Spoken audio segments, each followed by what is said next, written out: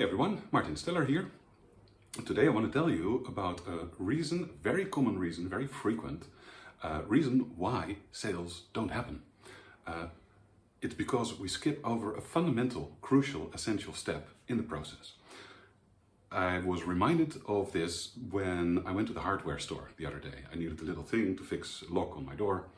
And I'm talking to this lady and okay, here's a photo of the lock and I need this thing that goes there. Do you have that? Yeah, I have that. Okay, so I need that thing, please.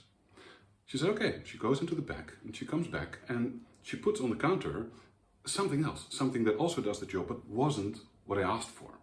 And she does this all the time. I mean, she's a nice lady and she's trying to be helpful, but she's trying to be so helpful that she bypasses what I'm actually asking for. She doesn't listen.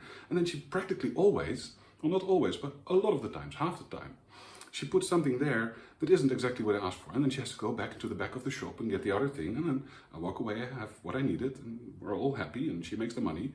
But it's frustrating, it's annoying, and it's extra time for her. And very often, this happens in sales processes. Now, what is the thing that's missing? It's verification. So remember the L.I.V.E model, where you listen. What do people need? What are they asking for? You interpret. Does that make sense? Does that compute? What does that translate to? What should I say? And then you verify, and that's the step you shouldn't skip. And then you equip. You listen, you interpret, you verify, and you equip them with the thing that they are actually looking to get.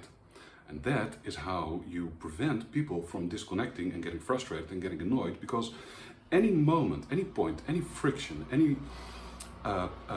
event or stage that isn't smooth in the buying process is going to reduce the amount of buy-in that somebody has.